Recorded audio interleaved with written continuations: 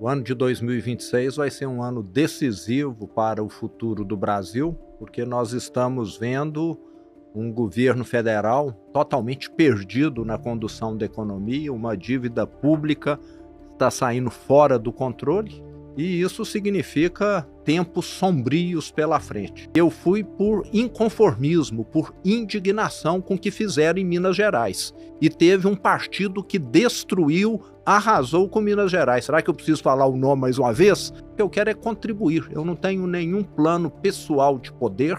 Eu já falei que eu tenho 2 planos para 2026. Fazer meu sucessor em Minas Gerais e também participar, não sei se como candidato, apoiando o candidato, da eleição presidencial. E é a direita que vai levar o Brasil para o caminho certo. A esquerda, nós estamos vendo, está levando para o precipício. Exatamente a repetição da crise de 2015 e 2016. Nós assumimos um estado, ô Salomão, em que a situação, eu posso te dizer, era assim, o caos. O PT tem essa bandeira social.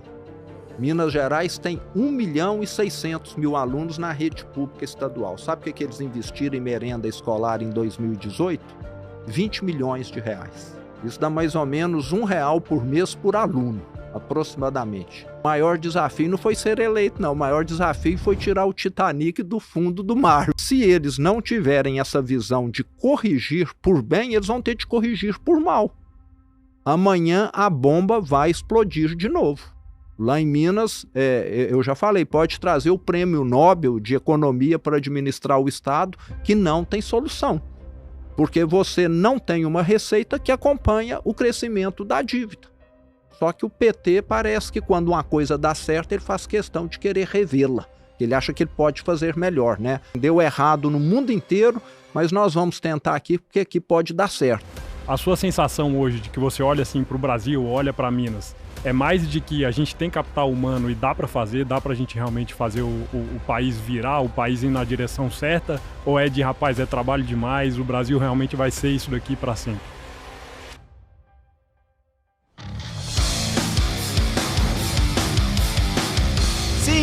Sim, tá começando mais um Market Maker. Seja bem-vindo ao podcast da família investidora brasileira. Eu sou Thiago Salomão, um dos fundadores dessa empresa, junto com ele, nosso CEO, nossa mente brilhante, pensante, Josué Guedes.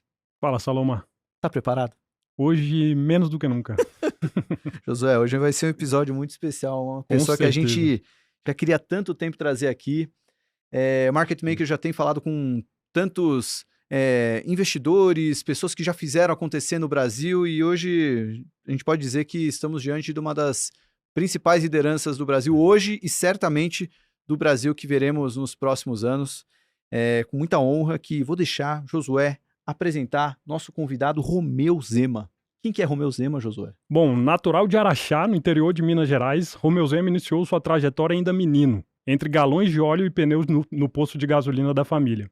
Filho de empresário, construiu do zero um império varejista com mais de 800 estabelecimentos para o Brasil, especialmente em cidades pequenas, gerando milhares de empregos. Inconformado com os entraves da burocracia brasileira, decidiu trocar o conforto da iniciativa privada pelos desafios da vida pública, numa história um tanto intrigante.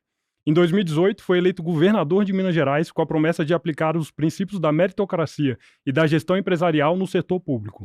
Reeleito em 2022 com 56,2% dos votos no primeiro turno, Zema lidera um estado com mais de 600 mil servidores. Sua administração promoveu uma reforma administrativa que reduziu o número de secretarias para 12 e extinguiu cerca de 3.600 cargos comissionados, prevendo uma economia de 1 bilhão durante seu mandato. Neste episódio, vamos explorar a jornada de quem vendeu 47 geladeiras para convencer o pai que era possível fazer diferente e acabou se tornando um dos nomes mais respeitados da nova política brasileira. E, claro, falaremos também sobre 2026 e o futuro do Brasil. É isso. Bem-vindo, governador, ao Market Makers. Agradeço muito, Salomão, Josué, a oportunidade de estar aqui. Só escuto boas coisas a respeito do podcast de vocês. E é um orgulho muito grande estar participando aqui hoje. Ótimo, muito bom. Antes de começar o papo, só lembrando, pessoal, temos batido metas incríveis de inscritos, mas eu sempre trago essa estatística: 84% das pessoas que assistiram Market Makers no mês passado não estão inscritas no nosso canal. Então, se você está aqui, já se inscreve, ajuda muito a crescermos ainda mais. Estamos com mais de 420 mil inscritos, a gente quer crescer muito mais. Já está inscrito no canal? Você pode apoiar o Market Makers. Clica aí no YouTube em Seja Membro e por menos de R$8 por mês você pode ver todos os nossos vídeos sem as propagandas do YouTube e ter prioridade para mandar perguntas nas lives que a gente faz aqui. E quem quer anunciar no Market Makers faz o quê, Josué? Bom, além de apoiar aqui se tornando membro do nosso canal, você também pode anunciar no Market Makers. E aí é só mandar um e-mail para comercial@mmakers.com.br, vai estar aqui na descrição o nosso e-mail, pedindo para receber o nosso Media Kit, e o Igor vai entrar em contato com você ali, te dando todos os detalhes e oportunidades que você encontra aqui no Market Makers. Boa. Governador, a gente quer muito contar a sua história, saber como você chegou até a política, como é que foi a sua vida pré-política, mas antes eu queria falar de um assunto que está muito em evidência, né? As notícias recentes apontam isso e teve um evento recente na Expo Zebu, que você mesmo disse, né? Ano que vem, Caiado, Ratinho Júnior, temos que caminhar juntos para termos forças e condições de dar uma nova alternativa ao Brasil. E a gente também tem visto, até o próprio ex-presidente Michel Temer tem falado sobre uma articulação desses líderes de direita para pensar num governo unificado em 2026, a partir de 2026. Então, quero começar a conversa já com esse assunto mais quente. Como é que vocês estão vendo 2026? Como é que vocês estão se preparando? Como é que vocês estão se mobilizando diante do que a gente pode ver ano que vem, ano de uma eleição muito importante que a gente vai ter? Exatamente, Salomão. O ano de 2026 vai ser um ano decisivo para o futuro do Brasil, porque nós estamos vendo um governo federal, PT, totalmente perdido na condução da economia, uma dívida pública que está saindo fora do controle, e isso significa tempos sombrios pela frente. E nós, governadores de direita, temos mostrado que é possível ter responsabilidade fiscal, né? Não fazer gastança, ter uma equipe de gente competente e não ideólogos trabalhando, como infelizmente ocorre no PT. E nós queremos que o Brasil volte a pender para a direita, que é o que a maioria da população já enxergou e já está muito claro, pretende fazer no ano de 2026. E eu sempre digo que eu sou uma pessoa que veio para a política mais recentemente, o que eu quero é contribuir. Eu não tenho nenhum plano pessoal de poder, eu nunca havia disputado uma eleição até 2018, quando eu entrei na política, e eu fui por inconformismo, por indignação com o que fizeram em Minas Gerais. E teve um partido que destruiu, arrasou com Minas Gerais. Será que eu preciso falar o nome mais uma vez? Né? Senão parece que eu estou fazendo propaganda aqui para eles. É esse mesmo partido que me parece está querendo destruir o Brasil. E nós, governadores de direita, temos aí uma safra excelente de governadores, e o desafio que nós temos agora é questão de vaidades pessoais, que às vezes ocorrem, e questões também de posições partidárias, né? Mesmo que o candidato queira uma coisa, se o partido não concordar, provável que não vá adiante. E eu espero que nós, governadores de direita, que somos bem avaliados, possamos, né, contribuir muito com o Brasil em 2026. Eu já falei que eu tenho 2 planos para 2026. Fazer meu sucessor em Minas Gerais. Eu tenho um vice-governador excepcional, brilhante, Matheus Simões. Eu gostaria muito de ver, dar continuidade ao trabalho que nós estamos fazendo. E também participar, não sei se como candidato, apoiando o candidato, da eleição presidencial. Eu quero contribuir para um Brasil melhor, e é a direita que vai levar o Brasil para o caminho certo. A esquerda, nós estamos vendo, está levando para o precipício. E nós estamos vendo exatamente a repetição da crise de 2015 e 2016. Vai vir pela frente uma recessão, vai vir pela frente quebradeira, desemprego, e vai precisar de alguém para corrigir. E quem corrige é sempre a direita. Uhum. Até a gente, na ordem, não vai ser na ordem cronológica de publicação, mas a gente gravou recentemente com o ministro Henrique Meirelles, foi o ministro da gestão Temer no pós-impeachment. Ele teve que consertar. Exatamente. Ele sabe muito bem. E a gente até falou sobre isso com ele, né? Dessa responsabilidade que às vezes o Brasil esquece disso, né? A gente vai completar 18 anos de PT nos últimos 24 anos, né? E a gente acaba vendo essa repetição dos erros do passado e tendo que consertar depois, né? Mas ainda sobre isso, como é que está esse processo de articulação? É uma vontade sua? Já está havendo essa articulação? Porque a gente viu já o Temer falando um pouco nos bastidores, a gente sabe que a leitura política do Michel Temer é louvável, né? Ele sabe entender como vão se mover as peças, mas como é que estão quem está na ativa, os governadores de fato? Vocês já têm se mobilizado, têm conversado? Então, nós, governadores de direita, e nós temos ainda um grupo, né, de governadores de direita, que é o grupo do COSUD, né? Nós até temos encontros regulares. O COSUD é o consórcio Sul-Sudeste. Os 7 estados que fizeram, né, um consórcio lá em 2019, nós começamos a nos reunir. Desde o início desse trabalho estamos eu, o Ratinho e o Eduardo Leite, né? E depois chegou o Tarcísio, né? E tivemos aí uma troca de governadores no Rio de Janeiro, em Santa Catarina, mas desde o início somos nós 3 e temos um alinhamento muito grande, ainda temos governador Caiado também. Agora, como eu disse, esse alinhamento, que seria muito desejável e que eu sou totalmente a favorável, depende aí também dos partidos, né?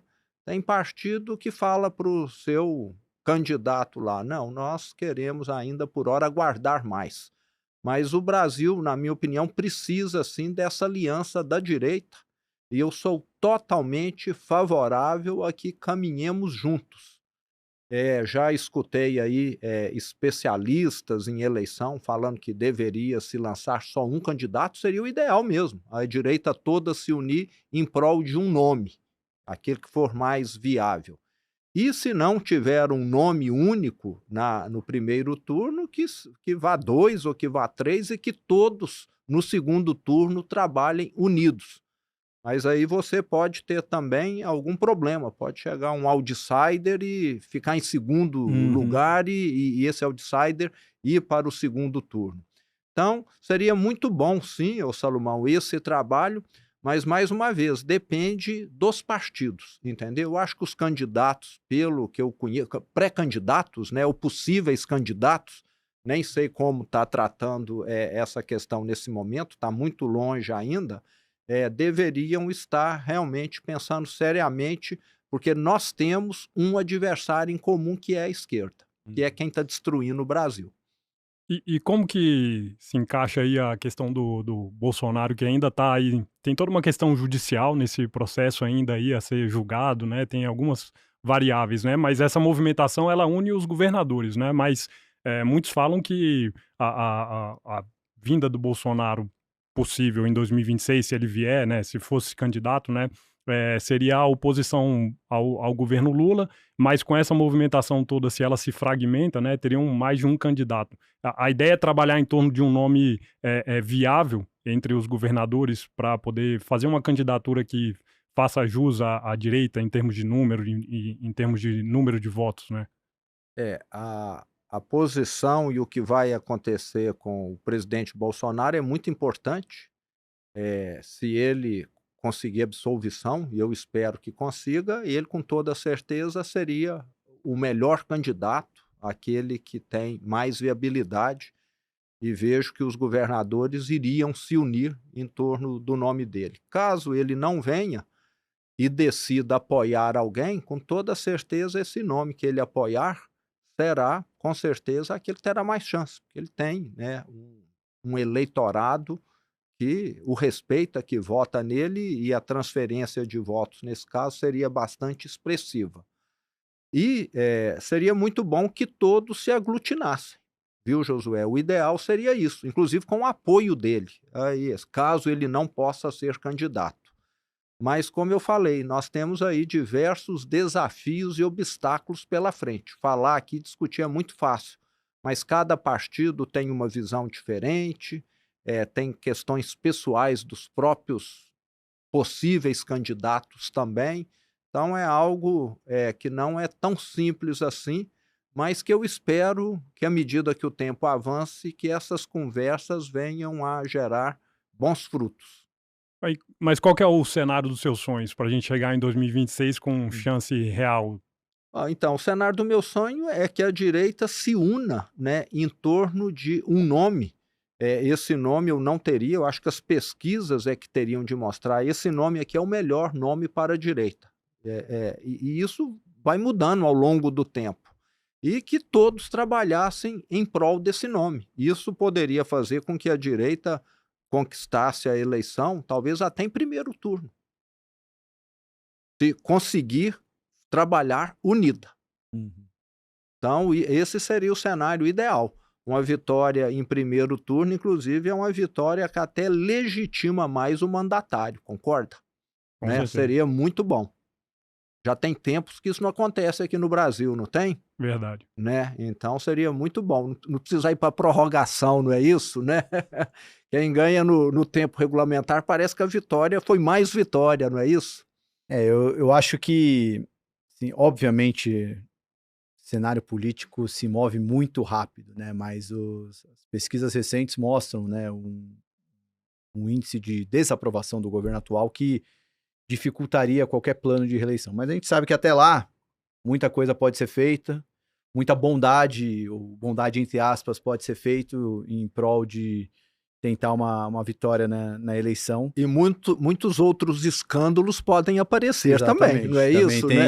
Tem esse outro lado, tem né? o outro lado aí, mas a gente espera realmente que a gente veja em 2026, e essa é a minha vontade, não só como investidor, mas como eleitor, como brasileiro, que a gente tem uma eleição mais voltada para as ideias, né? Que acho que o grande problema, talvez, nas últimas eleições foi um pouco dessa histeria, dessa polarização, né? E acho que essa unificação, ela de fato pode trazer essa convergência de ideias para algo mais racional. Né? E parece que o brasileiro, Salomão, está acordando para a questão assim dele enxergar que o futuro do Brasil, que o futuro dele depende das pessoas trabalhando, das pessoas tendo plano e não sobrevivendo às custas de esmola do Estado, né? Vamos dizer, de auxílio aí que temos vários. Pesquisas recentes, levantamentos recentes mostraram, né? Tem muita gente que há 10 anos está recebendo isso. E não é isso que vai levar o Brasil adiante. A pessoa que está recebendo geralmente não quer abrir mão disso, não aceita um emprego formal, aceita só um emprego precário, onde ele não se qualifica, e depois de 10 anos, 20 anos, ele vai continuar daquele jeito ali. Nós precisamos reformular, tem muita gente que precisa receber e vai continuar recebendo com certeza, mas é preciso aprimorar. Tipo assim, você está recebendo Bolsa Família, você conseguiu um emprego, então você vai ter um prêmio aqui. Falar, ó, parabéns, você vai ter. Porque hoje a pessoa não quer ir porque fala, eu estou abrindo mão. Não, vai ser o contrário. Eu tenho certeza que isso poderia ser até um divisor de águas aí. Nenhum país avança criando pessoas dependentes. Exatamente. Avança criando pessoas que têm autonomia, que têm plano para si próprio. A gente até teve uma conversa em algum outro podcast com um gestor que a gente estava falando, até uma questão um pouco mais filosófica, né? Mas de qual sociedade estamos criando num país onde as pessoas vivem de subsídios, né? Vivem de programas assistencialistas e você não dá uma condição ou um incentivo para ela almejar algo novo, né? Você cria uma sociedade que não tem essa... De dependentes, não é isso? Não tem essa ambição, não tem essa pretensão. Então, acho que teria que ter essa ordenação das coisas, né? E de políticos que se utilizam disso para se perpetuar no poder, exatamente, né? É um ciclo, né? Exatamente. Virou uma ferramenta eleitoral, vamos deixar bem claro. E quem é político adora ter ferramentas eleitorais, concorda? Não é isso? Principalmente ano de eleição, né? Principalmente ano de eleição, isso. Verdade. Josu, vamos entrar um pouco na vida do governador? Estávamos falando de futuro, agora falar da história do Zema, lembrando né? que o futuro é muito incerto, né? Tudo que nós falamos aqui são conjecturas, são no Brasil previsões. Até o passado é incerto, né? Mas aqui, a sua história aqui, talvez a gente tenha mais certeza. Tudo pode mudar, né? Mas tá difícil conversar aqui nesse podcast sem falar de 2026, né? Principalmente com investidores aí, quem tá tomando risco quer saber, né? Que momento que a gente vai ter uma virada aí no país. E assim, o mais incrível disso tudo é um governo acreditar que gastando mais, com a dívida pública crescendo do jeito que está, que as coisas vão dar certo. Não é? Eu não sei o que se passa na cabeça de quem pensa isso. Não é? É a mesma coisa que alguém sair gastando adoidado aí o salário, endividando e achar que amanhã Deus vai abençoá-lo, né? Parece que é alguma coisa assim.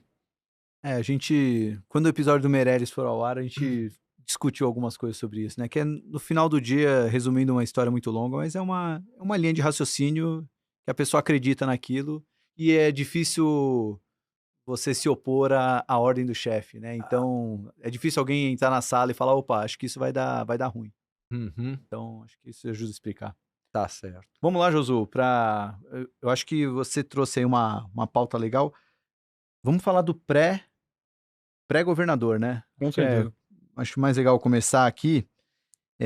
Bom, queria que você falasse um pouco pode ser até um pouco antes de você assumir a liderança do Grupo Zema, lá nos anos 90, mas um pouco desses desafios que você teve como empresário mesmo, né? Como sua experiência empresarial moldou o governador Romeu Zema, né? A gestão pública. Ô Salomão, eu acho que eu comecei a ser moldado, né, pela história da minha família. Nós somos imigrantes italianos, viemos para o Brasil há 127 anos para substituir mão de obra escrava. Chegamos aqui sem nada. Fomos morar ali, meu bisavô, na cidade de Cravinhos, que fica ao lado de Ribeirão Preto. E para trabalhar na enxada, na lavoura de café, e no final do mês você recebia X e a conta do armazém da fazenda, que era só para poder se alimentar, era um X e meio, entendeu? Então, quanto mais você trabalhava ali, mais você se endividava. Essa era a situação de muitos imigrantes que chegaram aqui no Brasil. E a minha família veio, como eu disse, sem nada. Acho que alguns vieram com mais facilidades, ficaram em São Paulo, conseguiram montar alguma coisa. E o meu bisavô assistiu a chegada dos primeiros automóveis, que foi exatamente logo depois, aí, já nos anos 1900, 1910, e ele se interessou por aquela máquina nova que estava chegando e tinha um sonho, ser motorista, na época chofer, né? Era o termo francês que usava. Aprendeu a dirigir e se empregou como motorista de um médico em Ribeirão Preto. E o médico ia atender de casa em casa, acho que era a prática da época, e ele conduzindo o médico, né? Acho que carro era algo que as pessoas compravam para ter um motorista, fazia parte do contexto da época lá. E ele se adaptou bem com essa função, mas ele acabou pegando malária. Ali em Ribeirão Preto, não sei se vocês conhecem, tem o Rio Pardo, né? Muito mosquito. E para tratar da malária, um dos tratamentos que tinha na época eram as águas medicinais de Araxá. Então ele acabou indo para Araxá fazer uso das águas medicinais e teve de se empregar lá como motorista. Ele não tinha condição de se hospedar, teve de continuar trabalhando enquanto fazia o tratamento, e lá acabou ficando como motorista também. E aí, com muito sacrifício dele, da esposa, que era costureira, eles economizaram e conseguiram comprar um carro.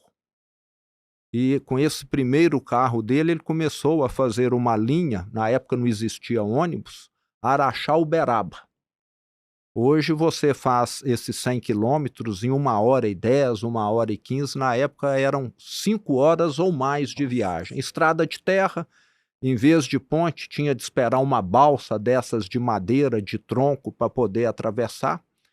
E ele começou a fazer esse transporte. E aí ele começou a observar também que muitas vezes o carro dele ficava parado por falta de peça, por falta de combustível. E aí ele falou, além de carro, eu vou também começar a vender. Meu carro e de outros aqui ficam parados. Então, em 1923, é o que nós consideramos como o início da empresa da família, que já tem 102 anos, ele começou a vender automóveis, peças, lubrificantes, combustível em Araxá. Então a empresa nasceu nessa época. E a empresa foi pequena, a maior parte da história dela. Meu pai fez a empresa desenvolver muito, sempre atuando na área de concessionária de veículo. Sempre, desde o início, com veículos, com peças, com combustível. E eu nasci nesse contexto. Eu nasci ao lado de um posto de gasolina, ao lado de uma loja de peças, a oficina era em frente à casa, o depósito no fundo. Então a minha vida foi dentro da empresa. E se alguém me pergunta, quando você começou a trabalhar? Eu comecei a trabalhar no dia que eu aprendi a contar. Meu pai ia vender alguma coisa e já me punha para contar ali parafuso, arruela, porca que os clientes iam levar. Então, desde sempre, eu estou ajudando meu pai, desde que eu me entendo por gente. Mas o meu pai teve uma vida muito difícil, porque ele perdeu o pai dele, ele tinha 14 anos de idade, meu avô morreu prematuramente num acidente aéreo com 43 anos, e o meu pai herdou uma empresa que era muito pequena e estava praticamente falida quando ele assumiu alguns anos depois. Com 14 anos ninguém consegue assumir uma empresa, mas teve problemas familiares e eu nasci nessa empresa bem pequena e vi o meu pai fazer a empresa crescer. Tive a oportunidade de estudar, vim para São Paulo, fiz aqui GV, nos anos 80 ainda, e sempre trabalhando. Férias, estava lá ajudando ele. Aqui estudando, estava aqui resolvendo problemas da empresa também. Era como se fosse um emissário da empresa em São Paulo. E assim que eu formei, voltei e aí eu realmente falei, agora eu vou dedicar de corpo e alma aqui à empresa, porque não tenho mais que estudar, está tudo resolvido. E aí eu e o meu pai, ele queria um plano para mim e eu não me adaptei ao plano dele. Tinha que idade nessa época, governador? 22 anos. 22 anos eu formei. E aí ele queria que eu fosse trabalhar em concessionária com ele. E eu comecei a ver que eu estava preso na concessionária. Concessionária é franquia. Você queria abrir uma filial na cidade vizinha, não podia, porque a região era de outra cidade. Você queria abrir ali, a fábrica ia ficar 4 anos para te dar uma resposta se podia ou não. Era um negócio rentável, concessionária, até os anos 90 só tinham 4 marcas no Brasil. Fiat, Ford, Volkswagen e GM, né? Quem queria comprar carro era um Opala, um Chevette, um Passat ou uma Brasília, né? Não tinha muitas opções, não. Eram essas aí as opções. E eu vi que nós tínhamos lá um outro negócio que o meu pai não gostava de forma alguma, que era um varejo, loja de móveis e eletrodomésticos. E eu falei, eu vou querer mexer com isso aqui. Ele falou, não vai não, isso aqui é muito ruim. Você precisa vender 40 geladeiras para ganhar o que eu ganho vendendo um Chevette. Mas vender 40 geladeiras dá muito mais trabalho do que vender um Chevette. Mas eu falei, mas aqui eu vou ter liberdade, eu vou poder abrir filial aonde eu quiser, eu vou poder pintar da cor que eu quiser, adotar o uniforme que eu quiser, e aqui na concessionária parece que eu não estou tendo liberdade para poder atuar. E aí combinamos. Ele ficou contrariado, meio decepcionado, né? Porque eu, em vez de ir para um negócio bom, eu fui para um negócio ruim. Mas ele me emprestou dinheiro para poder fazer esse negócio crescer, como se fosse um banco, cobrando juros, e eu paguei tudo direitinho de volta.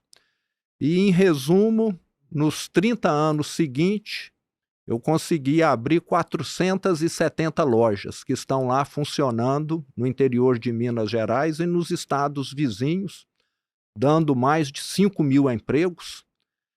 Ralei muito. Nesses 30 anos eu rodei mais de 2 milhões de quilômetros dirigindo. Não é de avião, não, é de carro, dirigindo. Para abrir uma loja, você tem de conhecer a cidade, depois você vai alugar o imóvel, depois você vai reformar o imóvel, contrata alguém para fazer essa reforma, depois você tem de contratar a equipe, depois você tem de inaugurar e você tem de acompanhar a operação. Então eu passei boa parte da minha vida na estrada, acompanhando essa operação de varejo, e nunca havia pensado em ser político. Eu tinha até uma visão antipolítica. Eu cheguei a colocar regra lá na empresa que não era para deixar político entrar em época de campanha, para poder fazer divulgação, etc. Eu tinha uma visão muito simplista. Nós estamos aqui ralando na empresa e eles estão ralando lá no setor público. E cada macaco no seu galho. Uma visão bem simplista e, eu descobri tardiamente, errada, né? Concorda? Muito errada, né? Mas em 2016, em outubro de 2016, para ser mais específico, eu falei, a minha missão aqui na empresa está cumprida. A empresa cresceu mais de 100 vezes aqui na minha gestão, está profissionalizada, balanços auditados, e eu quero passar o bastão. Sempre gostei muito de estudar sobre gestão, administração, e todos falam, o maior desafio de um gestor é fazer uma sucessão adequada. E eu falei, eu quero fazer a minha sucessão enquanto eu estou novo ainda. Se alguma coisa der errado, eu ainda posso voltar e reassumir. Mas deu certo, foi bem encaminhado, a empresa está lá estruturada. Varejo, nos últimos anos, tem passado por um período difícil, vocês têm acompanhado aí, né? Varejo de bens duráveis, muitas empresas sumiram. Lá em Minas, sobramos nós e uma outra rede, só, uma rede no sul de Minas. Os demais acabaram. As grandes, que existiam há 15 anos, há 20, infelizmente não sobrou ninguém. E nós temos algumas particularidades. Primeiro, nós atuamos em cidades pequenas. Nós não temos lojas em região metropolitana, grandes centros. Não temos loja em shopping. São lojas em cidades de 20 mil, 30 mil habitantes, que é o perfil de Minas Gerais. Então, é uma rede que fora de Minas é pouco conhecida, porque é um nicho de mercado bem específico no qual nós nos especializamos. Mas voltando aí à questão da sucessão, eu falei, agora eu quero ir para o conselho e quero ter uma vida menos tumultuada. E no ano de 17, realmente eu tive um ano diferente. Eu fui para os Estados Unidos conhecer startups, li muito mais do que eu já lia, contribuí com a empresa de outra forma, não como executivo, e no final do ano de 17 vem um convite do Partido Novo.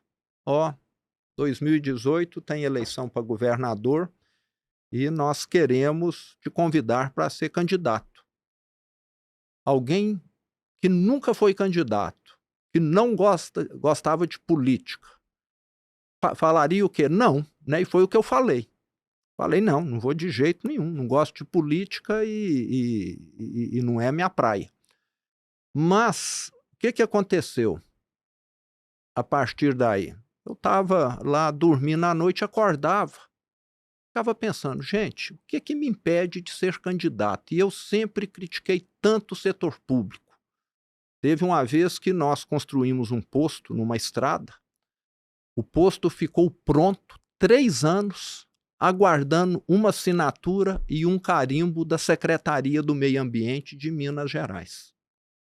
Em vez de dar emprego lá para 70, 80 pessoas, nós ficamos dando emprego para 3 vigilantes tomar conta daquele posto lá. Eu já tinha sofrido raiva demais com o poder público, questão de licença, questão de autuação indevida, etc. Eu falei, gente, eu sempre reclamei tanto que me impede hoje? Meus filhos estão formados, a empresa está profissionalizada, se eu ganhar ou perder a eleição não vai mudar em nada a minha vida, pelo menos eu vou poder mostrar na campanha o meu inconformismo e a minha indignação. Chance de ganhar eu sei que eu não tenho, ou é mínima a chance que eu tenho de ganhar. E antes de falar assim para o partido, eu fui numa psicóloga para ver se eu não estava tendo alguma alucinação também. Porque você começa a desconfiar, né? Quando você faz uma mudança tão dramática de vida assim. Falando aqui parece que é fácil, mas na hora que você está decidindo, né? Você é passarinho e fala, agora eu vou virar peixe, ou vice-versa, né? Eu sou peixe, agora eu vou começar a voar.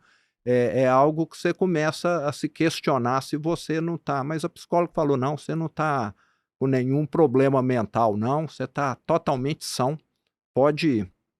E aí 2018 foi o ano que eu me dediquei à minha primeira eleição. Peguei meu carro, fui em mais de 200 cidades diferentes, mais de 60 mil quilômetros, dirigindo, com mais uma ou duas assistentes, dependendo aí da fase, a campanha mais barata e a mais votada. Até essa coisa de pegar a estrada e dirigir, né, já deu para ver pela história que vem de família ali, né, então desde o início. Deu para perceber isso. Pô, quando seu pai falou que não gostava de imóveis eletrodomésticos, eu até ia falar, ó, se me perguntasse na época a opinião, eu ia falar, ó, seu pai tá certo, porque dá um trabalho bombar com esse setor. Agora, fiquei curioso, duas curiosidades, na verdade. A primeira você falou que a empresa cresceu 100 vezes, mas qual que era o faturamento da empresa quando você passou o bastão? O que é em números a empresa, você lembra? Quando eu passei lá em 2016, devia ser alguma coisa 1,2 bi aproximadamente. E hoje está mais ou menos, acho que o dobro disso. Muito bom. Como é que foi esse contato com o Novo? De onde surgiu? Porque, assim, você já, pela sua fala, você nunca teve interesse em ser político, mas rolou ali uma troca de olhares, alguma coisa, sei lá, uma curtida nas redes sociais? De onde veio esse contato inicial? Então, eu não conhecia ninguém do Novo. Alguém do mercado financeiro aqui de São Paulo, que eu tinha muito contato, já tinha me falado, surgiu um partido diferente, novo, que é um partido que quer combater corrupção, quer combater privilégios, mordomias, um partido que quer um Estado enxuto, um Estado eficiente, transparente. Então eu já tinha escutado, mas assim, como eu nunca me interessei por política, eu falei, que bom e que esse partido cresça muito. E só isso, quando eu era empresário ainda, ou logo quando eu saí. Mas o pessoal do Novo de Belo Horizonte, que tem lá o diretório municipal e estadual, teve contato com um primo meu, que está sempre mais próximo de política, e esse primo meu falou a meu respeito para eles, falou, eu tenho um primo que seria um bom nome, porque ele tem um histórico empresarial, que já montou aí diversas unidades da empresa no estado, e aí eles entraram em contato comigo, pessoal do Novo, mas eu não os conhecia e nem eles me conheciam. Esse primo meu é que acabou servindo aí como uma ponte de ligação, já que ele fica sempre em contato aí com partidos, etc., acompanhando.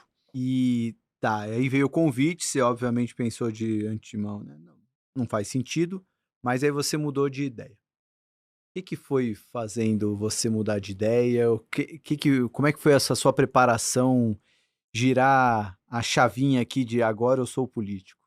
Não, foi muito difícil, né? Porque você, eu sempre fui muito racional, né? Para você ser empresário, você tem de falar, eu preciso sobreviver, né? Eu não posso gastar mais do que ganho. E eu tinha plena ciência dos adversários. Eu falava, se essa eleição aqui fosse um grande aquário, teria aqui alguns tubarões e eu seria um lambari. Você entendeu? Né? O cenário era esse. Nas primeiras pesquisas lá, meu nome aparecia com 1% de intenção de voto. Entende? Mas, assim, eu fui muito porque eu acreditava nas propostas do Partido Novo. Alguém me questionava, a sua chance é muito pequena. Eu falei, mas eu estou aqui para ajudar as propostas daquilo que eu acredito para uma política para o futuro do Brasil. Eu vou estar ajudando a divulgar essas propostas e quero também aumentar as chances desse partido eleger deputados estaduais, federais, senador, apesar da minha chance ser bastante reduzida. Então eu fui muito mais, eu posso te dizer assim, com o espírito de ajudar a ideia do que com a intenção de ganhar, porque eu sabia das minhas limitações. Eu estava disputando, pensa bem, um novato que nunca ocupou um cargo público, que nunca teve uma eleição, nenhum prefeito me apoiando, dos 853, disputar com o que era governador naquele momento, Fernando Pimentel, e com o ex-governador Antônio Anastasia.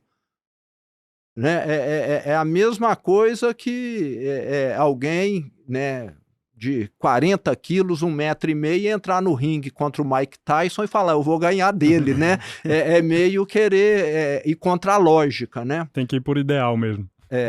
Não, mas assim, na época eu já estava no mercado financeiro, eu era editor-chefe do Infomoney, e a gente acompanha a política no mercado através do preço dos ativos, né? E acho que um ativo que deixou muito bem claro como foi surpreendente, né, a sua ascensão e a vitória, foram as ações da CEMIG, né? Eu estava até acompanhando antes de começar a entrevista, que ela ficou ali num patamar ali, oscilando sem muita volatilidade nos 3, 6 meses antes da eleição, e nos 5 dias antes da eleição do primeiro turno, que foi quando você começou a subir nas pesquisas, 5 dias antes, a ação subiu 20%, e quando veio o resultado da eleição, ela já subiu mais 20% na segunda-feira e continuou subindo. Hoje ela já vale o triplo do que valia ali tempos atrás. Olha só, e ninguém me conhecia ainda, né? Mas então, acho que já sinalizava o que seria feito pelas propostas do Partido Novo. Exato. Não, e só também aí eu não sou mineiro, mas vou falar em nome do Estado, né? Acho que também era uma troca de governo que novos ares ali acho que eram necessários até para trazer essas novas ideias. Querendo ou não, as ideias do Novo são muito agradáveis para o mercado financeiro, mas também havia uma descrença dos nomes atuais ali da política. Então, acho que foram duas coisas muito favoráveis. Mas para você, como é que foi aquela semana ali? E, de repente, eu era a pessoa de 1,5 m, 40 quilos, no ringue com o Mike Tyson, e o Mike Tyson balançou ali, foi cair, vai ser nocauteado, e aí? Como é que foi para você? Então, eu acho que a grande surpresa, ô Salomão, foi o primeiro turno. Para você ter ideia, foi dia 7 de outubro de 2018, né? O domingo, dia da eleição. No dia 5 de outubro, na sexta-feira, nós desmontamos o nosso diretório lá da campanha. Despedimos de todos. A jornada foi ótima, nós devemos concluir aqui com a votação expressiva, 10%, 12%, para um partido novato, para um candidato novato, é um resultado excepcional, terminar em terceiro lugar. Então, despedimos, né? Missão cumprida, né? Devemos conseguir fazer alguns deputados estaduais, federais, e desde o início da campanha eu trabalhei com essa visão. Né? Eu quero divulgar o partido, ele está começando, ele vai ter uma história pela frente ainda. Eu sempre pensei no longo prazo, eu sempre falo, nós vamos viver muito mais nos próximos anos e décadas do que nas próximas semanas e meses, você concorda? Não é? E o meu governo, depois nós vamos falar, é um governo de projetos de longo prazo também. E a surpresa veio no domingo, dia 7. Em vez de ter lá 12%, 14%, que era o esperado, nós tivemos 42%. Já fomos o mais votado logo no primeiro turno. E aí é que o mundo virou de cabeça para baixo. Porque aí nós tivemos de sair chamando todos de novo e mais alguns para reforçar. Imagina bem, nós tínhamos voltado para zero e de repente precisou contratar todos e mais alguns, né? e eu, um candidato sem muita bagagem, né, sendo bombardeado pela imprensa, e acho que a imprensa, os meios de comunicação, não tinha nenhuma afinidade, até porque não me conheciam, né? E foi bastante sofrido essas 3 semanas, até o dia 28 de outubro, que foi quando foi a eleição, mas no dia 28 veio o resultado final, 72% a 28%, né? Aquela eleição de 2018 foi uma eleição diferente, foi eleição antissistema, né? A primeira eleição pós-Lava Jato, né? Pós-impeachment. Então o brasileiro estava indignado pós-recessão, né, de 2015 e 2016, que ceifou 3 milhões de empregos direto.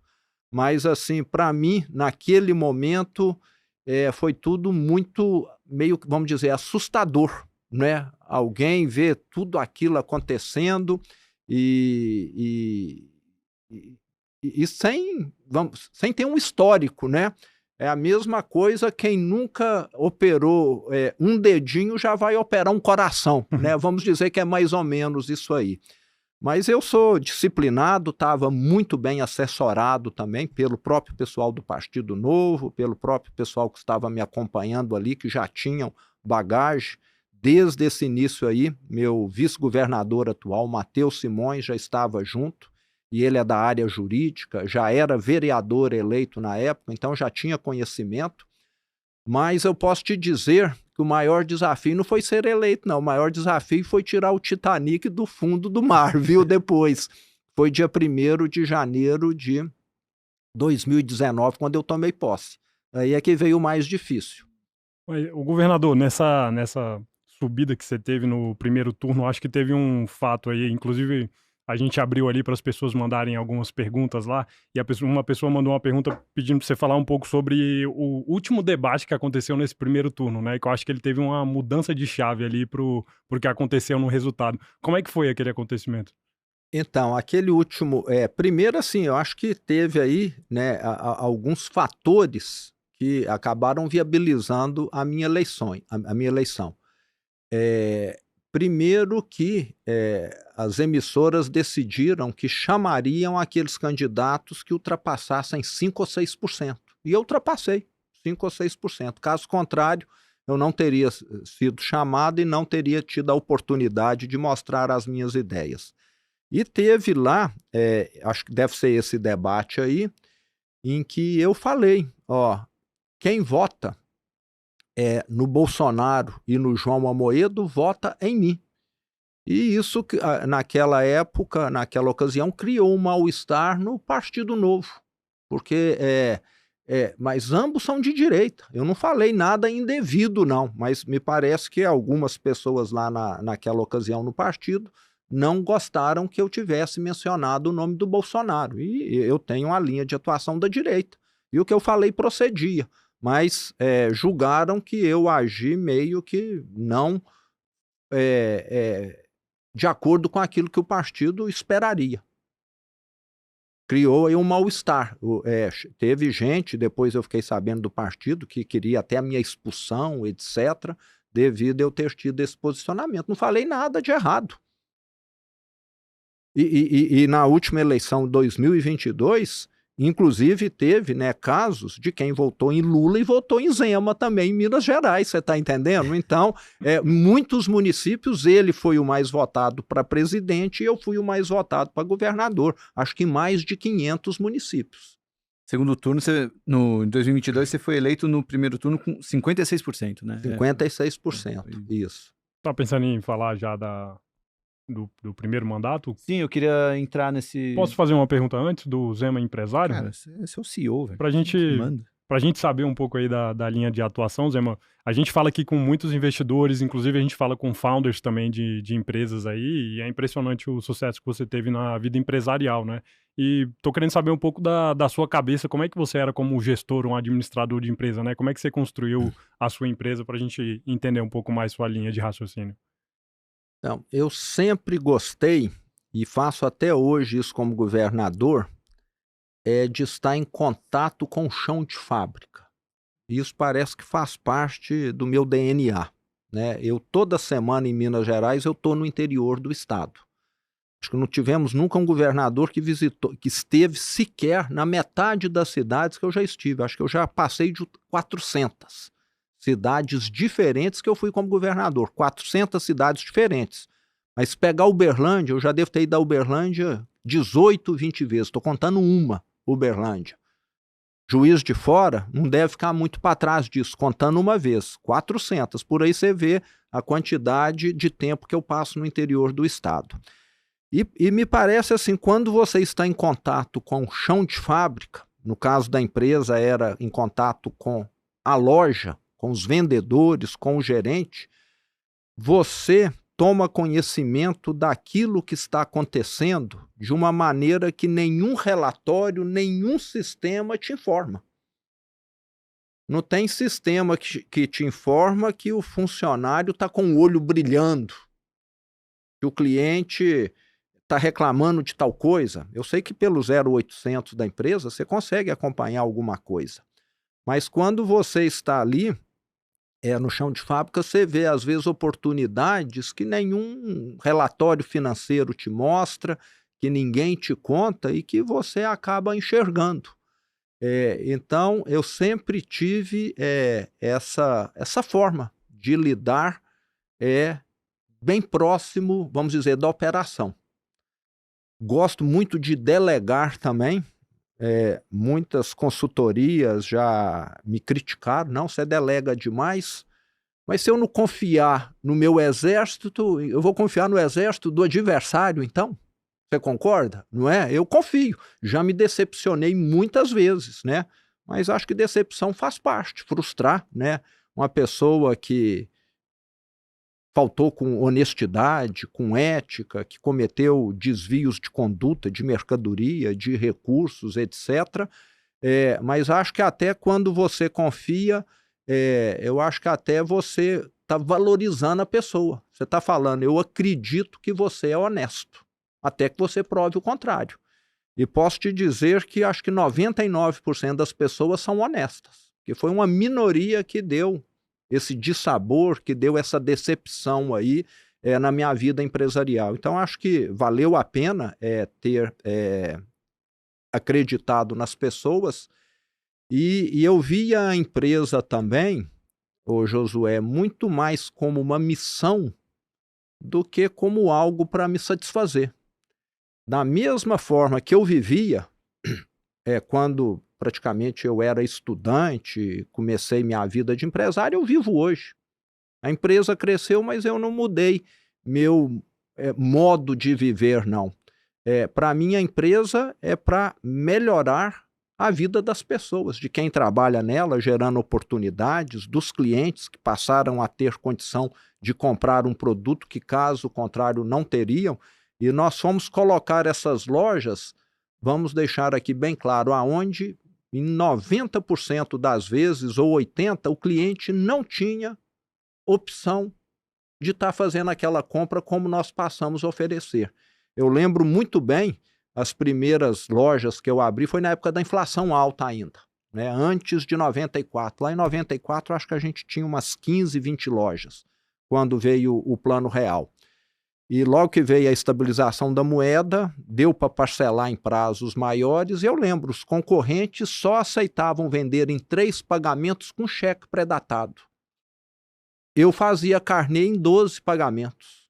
Falava, aqui você não precisa dar cheque nem pagar em 3, você vai pagar em 12.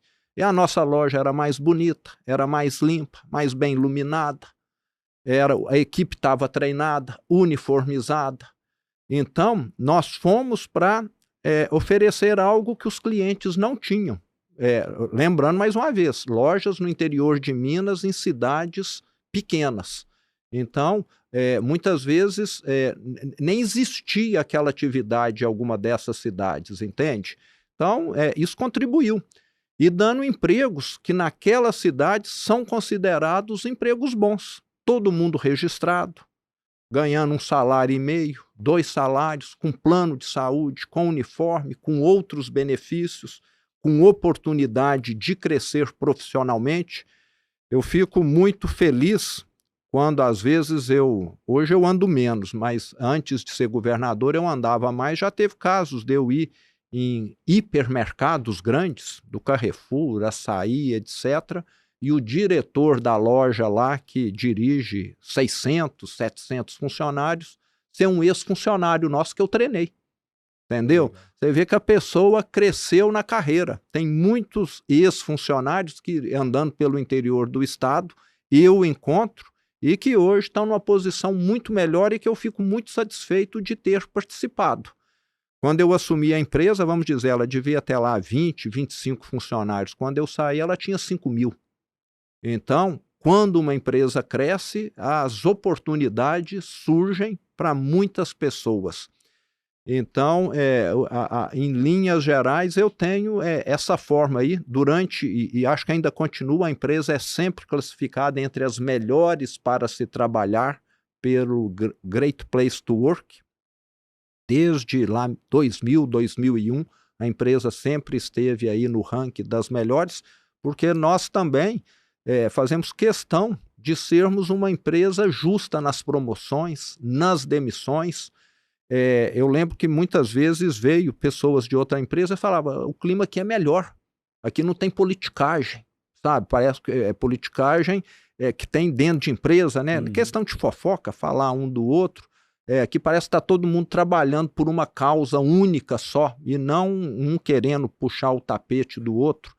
E acho que isso veio do DNA da empresa também, né? Lembrando que, apesar de eu ter feito um negócio crescer, né, eu peguei muito, foi o estilo do meu pai. Nós, no início, compartilhamos estrutura. Eu não fui criar uma contabilidade para aquela empresa. Tinha contabilidade que fazia a contabilidade no geral, recursos humanos, a mesma coisa, das concessionárias, e a gente fazia um rateio. Então, eu diria que boa parte disso também veio do histórico da empresa, que é uma empresa que já tem mais de 100 anos, e parece que alguns valores vão se consolidando ao longo das décadas, né, e vão ficando ali fortes. Então, eu acho que eu tive também esse privilégio aí de ter contado com esse histórico. Muito bom. Um propósito, né? Acho que isso faz toda a diferença.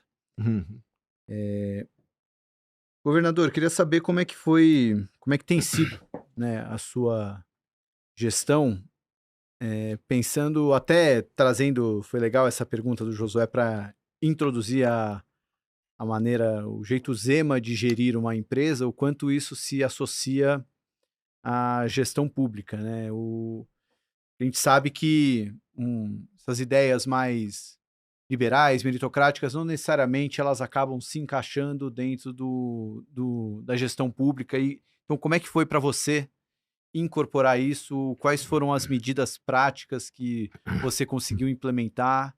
Os resultados a gente consegue ver nos indicadores econômicos do estado de Minas Gerais, que conseguiram ter uma melhora, mas eu queria saber como é que foi a implementação disso tudo desde que você assumiu. Eu acho que a gestão do Estado tem uma semelhança com a campanha. Na campanha, ninguém acreditava que nós poderíamos ganhar. E quando nós ganhamos, ninguém acreditava que nós poderíamos tirar Minas do buraco. Então, temos essas duas semelhanças aí. Foram dois grandes desafios, mas o segundo eu acho que foi até maior. Nós assumimos um Estado, ô Salomão, em que a situação, eu posso te dizer, era assim, o caos. Você olhava e pensava: será que tem jeito de consertar essa terra arrasada aqui? Né? Vou te dar aqui alguns exemplos para você ter ideia. Eu assumi em janeiro de 2019. Até o último dia, o ex-governador do PT, Pimentel, falou: eu vou pagar amanhã o 13º. E não pagou. Até o último dia. Amanhã eu estou pagando, amanhã eu estou pagando. Assumi sem ele quitar. Tive de parcelar o 13º de dezembro de 18 em 10 vezes. Na hora que eu acabei de pagar o 13º de 18, já estava na hora de pagar o de 19 já. Você concorda? Né? Essa era a situação. Salário, você ia terminar de quitar a folha, em vez de ser no 5º dia útil, era quase que no 30º dia útil. Você ia pagando parcelado, pagava 2.000, os menores salários primeiro e os maiores no final do mês. Não tinha data certa, mas nós olhamos, fizemos uma previsão de caixa, começamos a pagar. Medicamento, tinha nada. Medicamento de uso contínuo na rede pública, nada de estoque. Fomos comprar medicamento. Aí a indústria farmacêutica fala, ó, podemos vender, mas vocês estão aqui devendo há 2 anos 45 milhões de reais, precisa pagar primeiro. Vai comprar da B, ó, podemos vender, mas vocês estão devendo aqui 38 milhões, já tem 1 ano e meio. Tivemos de ir no Ministério Público pedir para furar a fila de pagamento, para quitar esses laboratórios que vendem medicamentos que podem salvar vidas, para poder começar a abastecer a rede pública do Estado. E assim, então, assim, aquela dificuldade. Primeira semana como governador, não sei se vocês conhecem a cidade administrativa, eu fico lá num prédio mais baixo, o edifício Tiradentes. 400 prefeitos chegaram lá com trio elétrico, com megafone, fazendo manifestação para receber os repasses municipais que eles têm direito, que o governo passado do PT não pagava os 853 municípios. Numa coisa, o PT foi muito justo, ele deu o calote em todos, você entendeu? Nos 853 igualmente. Não ficou um prefeito que não tenha sofrido rasteira do PT lá em Minas Gerais.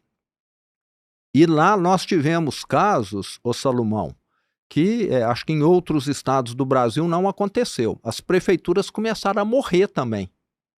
É como se eu estivesse aqui morrendo de hemorragia e começasse a tirar o seu sangue e daqui a pouco você começa a entrar em falência também.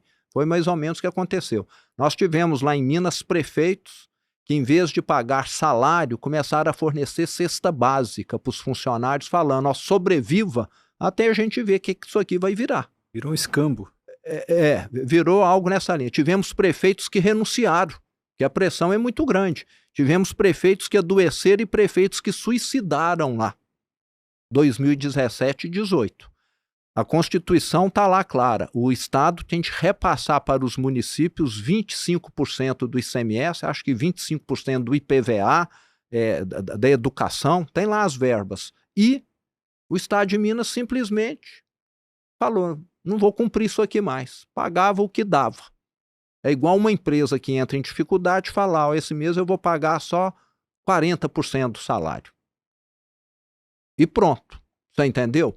Então, as prefeituras morrendo. E logo que eu assumi, em janeiro nós tivemos de fazer a transição, porque não abriram nada para nós. Nós ganhamos a eleição dia 28 de outubro, não abriram nada. Tínhamos novembro e dezembro. Nenhuma senha de sistema, nada. Aí que nós fomos ver, né, o Titanic no fundo do Oceano Atlântico mesmo. Funcionário público. Lá em Minas nós temos 600 mil, entre aposentados, pensionistas, na reserva e na ativa. Desses 600 mil, 240 mil estavam com nome sujo no SPC e Serasa, porque descontaram o empréstimo consignado e não pagaram as instituições financeiras. E os bancos cobrando. A minha família é concessionária de veículos. Né? Tem algumas marcas. O pessoal dessas empresas, os presidentes, começaram a ligar para o meu irmão. Ó, o seu irmão agora é governador, vê se ele paga a gente aqui, que nós vendemos ônibus, vendemos moto, vendemos carro para o governo de Minas e não recebemos nada. Até envolver o negócio que não tem nada a ver, meu irmão me ligando. Ó, os presidentes estão te ligando aqui, você entendeu? Então, assim, E eu reuni o secretariado, né? Até eu tenho de agradecer muito os primeiros secretários, porque eles vieram como voluntários. Eles vieram para poder resgatar Minas do fundo do mar. E foi gradativo. O que você tem de fazer para resgatar? Né? Não tem regra que escape disso. Reduzir despesas e ampliar receitas sem aumentar impostos. Para reduzir despesas, nós fomos na linha de tudo que é possível reduzir, vamos. E eu fiz questão de dar o exemplo. Eu falei, se tem alguém aqui que tem de dar exemplo, é governador. Como que o último governador procedia? Morava num palácio, Palácio das Mangabeiras. 32 empregadas, garçons, cozinheiras, maître, não sei mais o quê. Eu fui morar na casa que eu pago aluguel, falei, não vou morar em palácio. Pago o aluguel da minha casa e tenho uma empregada que eu pago do meu bolso também. Ex-governador, Palácio das Mangabeiras é no oposto da cidade administrativa. Helicóptero todo dia, para ir e para voltar. Eu aluguei uma casa perto da cidade administrativa, 20 minutos de carro, eu estou lá no meu local de trabalho. Elevador privativo. Governador e vice-governador tinham 6 elevadores privativos à disposição. 6, não é 1 nem 2 não, 6. Não sei o motivo. Desativei e desliguei todos. Uso o mesmo elevador que os demais funcionários lá do edifício Tiradentes utilizam. E por aí vai. E fiz o mesmo com secretários. Vários os secretários no passado não tinham privilégios, mordomias, e eu cheguei para todo mundo e falei, aqui nós temos de acabar com tudo. O Estado está falido, tem gente morrendo por falta de medicamento, nós vamos ficar aqui vivendo com privilégio, com mordomia, e as contas foram melhorando ao longo do tempo. Entre administração direta, estatais e autarquias, nós reduzimos mais de 50 mil cargos. 50 mil cargos não é pouca coisa, não. Quantas empresas no Brasil têm 50 mil funcionários? Acho que você conta no dedo das mãos. Não são muitas, não. E 2018, que foi o último ano do governo PT, o déficit foi coisa de 11, 12 bilhões. No primeiro ano do meu governo, ele já caiu para 8, com essas medidas que nós tomamos. Depois caiu para 5 ou 4. E o ano passado, pelo 4º ano consecutivo, nós já tivemos superávit. 5 bilhões de superávit o ano passado. Então, nós saímos de menos 11 bi para mais 5 bi de superávit e não déficit mais. Eu levei 2 anos e 8 meses para colocar a folha de pagamento em dia. Eu fiquei 2 anos e 8 meses pagando atrasado ainda a folha de pagamento. E depois que você coloca a folha em dia, você começa a ver uma certa claridade, né, no fim do túnel aí. Mas eu te diria que avançamos muito, mas ainda temos muito o que fazer lá em Minas Gerais, mas pelo menos hoje o Estado tem as contas, vamos dizer, equilibradas. Nós precisaríamos ter mais recursos para recuperar as estradas, para fazer mais investimentos, mas pelo menos já temos uma situação controlável e não é caótica mais. Tivemos avanços muito grandes na educação, reformamos 2.300 escolas, um Estado que não paga a folha de pagamento em dia, o que você acha que ele faz de manutenção? Nada, né? Então, estrada, escola, tudo sucateado, reformamos já 2.300 escolas, herdamos um cemitério de obras inacabadas, e nem cercaram, tudo vandalizado, tudo depredado. Assim, é o exemplo da politicagem que rasga dinheiro, sabe? E que não entrega nada para a população. Concluímos essas obras, o que não concluiu, que são 5 grandes hospitais regionais, está no caminho final aí para a conclusão. E todos os indicadores de políticas públicas melhoraram nesse período aí. Se você pegar, a criminalidade hoje é muito menor do que era. Na saúde, o ano passado nós batemos recorde em cirurgias eletivas. O maior número tinha sido pré-pandemia, em 2019, coisa de 800 mil cirurgias. No ano passado nós fizemos mais de 1 milhão. Na pandemia foi lá embaixo.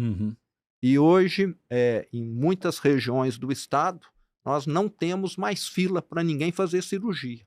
Você tem um período do agendamento só, o que é uma conquista muito grande. O Brasil como um todo, muita gente ainda está aí esperando meses ou até mais de ano para poder fazer alguma cirurgia. E em Minas, em muitas regiões, nós zeramos essas filas. A avaliação dos alunos tem melhorado, e eu gosto muito de falar da hipocrisia do PT. O PT tem essa bandeira social, mas eu provo, né? E está no portal da transparência para qualquer um ver o que o partido, que no discurso fala que é social, gastou com merenda escolar em 2018. Minas Gerais tem 1.600.000 alunos na rede pública estadual. Sabe o que eles investiram em merenda escolar em 2018? 20 milhões de reais. Isso dá mais ou menos R$1 por mês por aluno, aproximadamente. O ano passado, nós investimos 470 milhões de reais.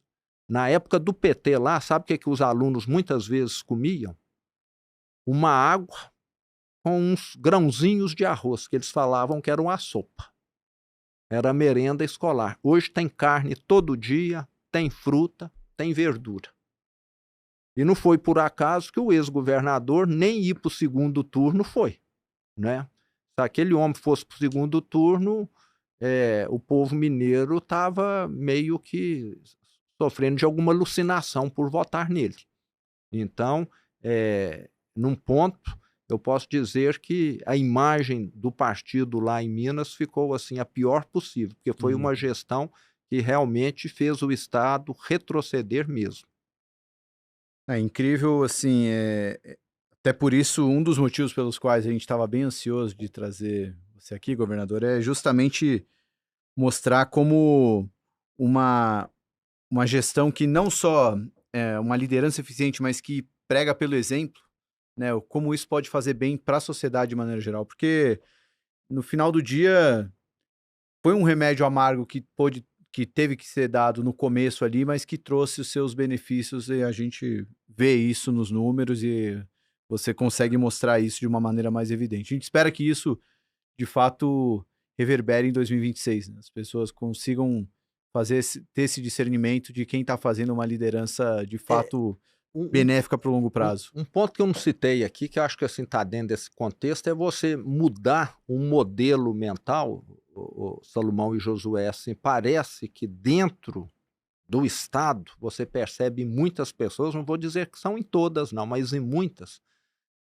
que toda aquela estrutura, tudo aquilo é para satisfazer um grupo. Eles esquecem que eles estão ali para poder atender as pessoas, que todos pagam impostos no Brasil. E acho que o fato de eu vir de uma empresa de varejo que sempre precisou prezar por um atendimento deve ter ajudado a mudar um pouco esse modelo mental, que ainda precisa mudar muito. Eu vejo gente lá que só olha para o próprio umbigo. O meu setor aqui precisa de mais gente. Mas não está preocupado se está atendendo mais pessoas, se está melhorando o serviço que presta. Só quer encorpar, só quer mais poder, mais cargo. Então, acho que essa visão que eu sempre tive ajudou a mudar um pouco. Não vou falar que está no ponto ideal, não. Tem muito o que avançar ainda. Mas o Estado no Brasil, quando eu falo Estado, é prefeitura, são os estados, é a União, as autarquias, têm muito essa visão corporativista. Nós somos nós, o resto é o resto. E ninguém olha, nós estamos aqui para poder servir. Então, acho que essa visão de servir, nós temos uma finalidade que é atender bem o mineiro, foi de fundamental importância para poder trilhar esse caminho aí de melhoria. Muitas vezes, infelizmente, o que se tem no setor público é desprezar o público, que nunca deveria acontecer, né? É só distribuir privilégios, distribuir mordomias, favores, e o povo, ao povo que se deu para entender, né?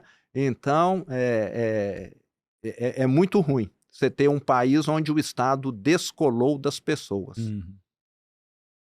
Ô Zema, você ficou tanto tempo na gestão, na iniciativa privada ali, eu acho que gerir uma empresa é bem diferente de gerir um estado, né, o governo ali. O que você encontrou de dificuldades ali que você teve que se adaptar do modelo que você tinha de tocar uma empresa, um negócio bem sucedido, que eu acredito que muito dessa mentalidade você levou para dentro do governo, mas tinham coisas também que são diferentes porque é o setor público, né? Onde foi ali que você teve que encontrar um equilíbrio na sua tomada de decisão? As coisas são mais lentas por ter necessidade de passar por várias pessoas?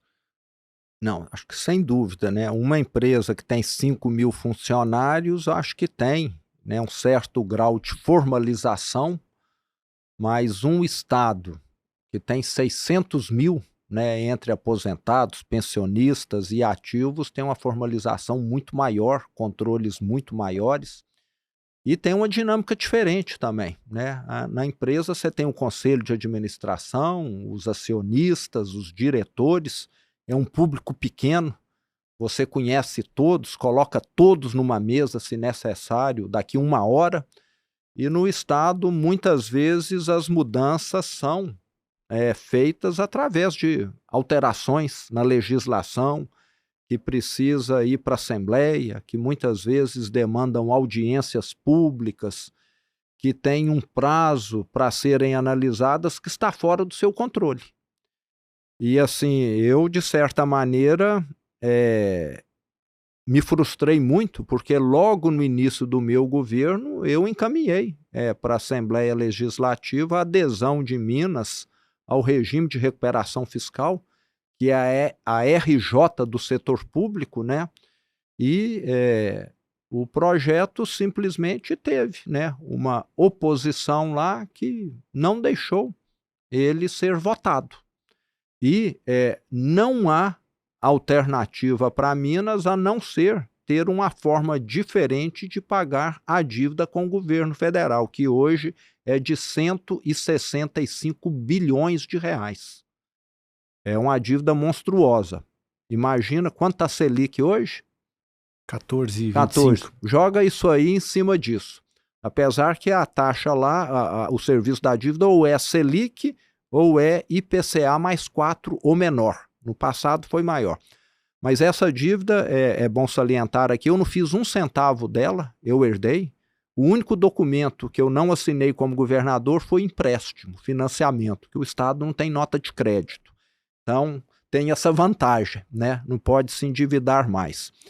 E foi uma dívida que cresceu nos últimos anos numa proporção muito maior do que a economia do Estado. Quando alguns, ou jornalistas ou a mídia fala que o Propag, que foi aprovado recentemente na Câmara, visa beneficiar estados gastadores, é porque não conhece a história. Essa dívida foi feita lá na época do PROER, final dos anos 90, onde vários bancos estaduais foram vendidos, tinham passivos que foram assumidos pelos estados, e de lá para cá essa dívida teve uma correção muito superior do que a arrecadação. É igual àquela história que já aconteceu no Brasil muitas vezes do sujeito financiar a casa própria em 20 anos, em 30 anos, ele começa pagando 10% do salário, daí a 10 anos ele está pagando 50% do salário de prestação. Mais ou menos foi isso que aconteceu com os estados. E nós temos de lembrar que esse endividamento não foi para o Estado fazer investimento lá atrás. Minas Gerais não construiu estrada, nem ferrovia, nem nada com esses recursos. Minas Gerais cobriu um passivo de Benge, de Minas Caixa, de Banco de Crédito Real, coisas que vêm lá dos anos 60, 70, 80. Agora, nós temos de olhar para o futuro, né? A União é um banco que tem de cobrar juros dessa maneira dos estados, ou é um ente federativo que precisa ser ressarcido com a devida correção dos valores? Aí tem de discutir. Sei que a União hoje paga juros elevadíssimos para poder captar, mas por culpa da própria, que tem uma irresponsabilidade fiscal enorme que sinaliza para o mercado que está a cada dia menos solvente. E o Estado não tem culpa disso. Então, criar uma situação, não é só Minas, são vários estados, E se eles não tiverem essa visão de corrigir por bem, eles vão ter de corrigir por mal. Amanhã a bomba vai explodir de novo. Lá em Minas, eu já falei, pode trazer o prêmio Nobel de Economia para administrar o Estado, que não tem solução. Porque você não tem uma receita que acompanha o crescimento da dívida. Que economia que cresce 14% ao ano? No Brasil não tem nenhum estado que cresce isso. A dívida está crescendo quase que isso, então fica numa situação realmente muito difícil. Governador, vendo a situação de Minas como estava quando você assumiu, vou aqui pegar emprestado uma frase do Marcos Lisboa, quando ele fala do Brasil, que ele fala, isso é trabalho para profissional. Como conseguiram levar o Estado na situação que ele chegou? Assim, é o fato de fazer algo muito ruim por muito tempo ou é aquele estrago muito rápido? Enfim, porque os números que você trouxe são impressionantes, assim, como o Estado chegou aonde chegou. Eu fico imaginando que seria mais uma gestão que não fosse uma gestão austera. Onde que estaria Minas Gerais num momento como esse? Qual a sua avaliação, né, depois de tudo isso que está acontecendo? Eu sei que você disse que ainda tem muita coisa a melhorar, mas muita coisa já melhorou. Como chegou até onde chegou Minas Gerais?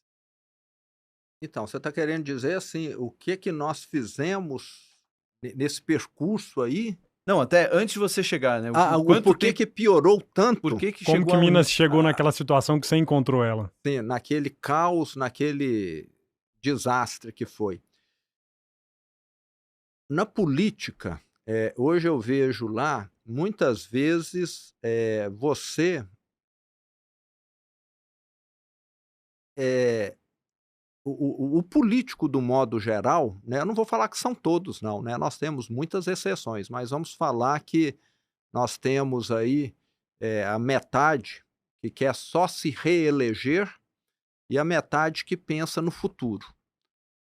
Mas esse pessoal que só pensa em eleição, em voto, para eles, comprometer o futuro não significa nada.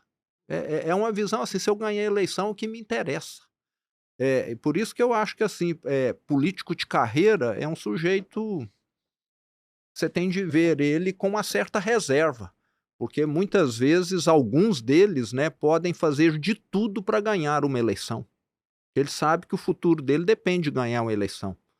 Eu falo que o meu futuro, se eu ganhar a eleição, não ganhar a eleição, não vai mudar em nada. Eu sempre vou ter o que fazer. E a política, Salomão, por incrível que pareça, é uma atividade que atrai gente, às vezes, que não tem competência e que não tem ética também.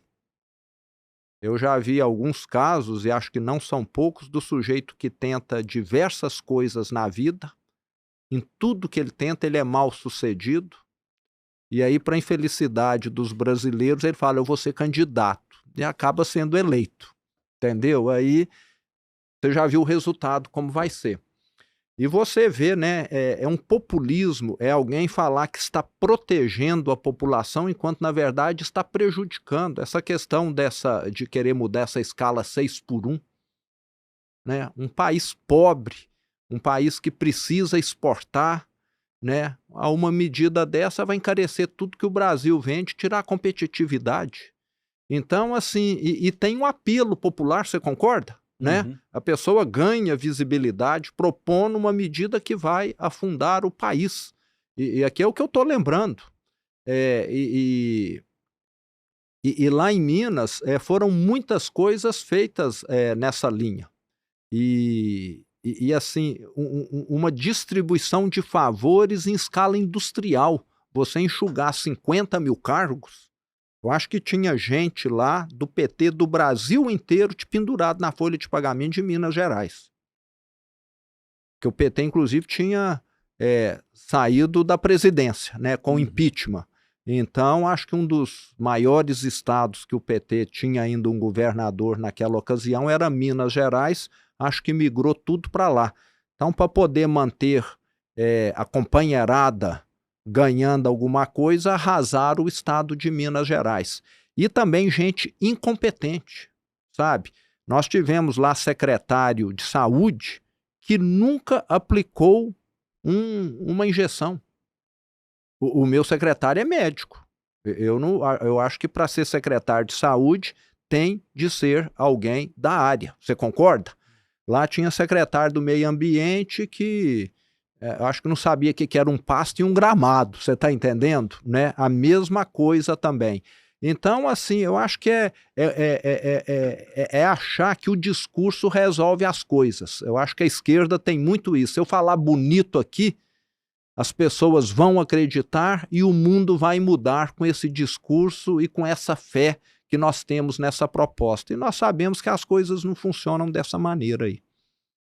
Ô, governador, eu tenho uma pergunta. Eu acho que eu já sei a resposta também, porque o senhor foi candidato, ganhou, foi candidato pela segunda vez e agora a gente já está falando de 2026. Mas, dado o seu histórico de não gostar de política antes de entrar para a política, eu fico querendo assim, saber, quando o senhor assumiu ali Minas naquela situação e reverteu o quadro, como o senhor contou aqui, a sua sensação hoje de que você olha assim para o Brasil, olha para Minas, é mais de que a gente tem capital humano e dá para fazer, dá para a gente realmente fazer o país virar, o país ir na direção certa, ou é de, rapaz, é trabalho demais, o Brasil realmente vai ser isso daqui para sempre?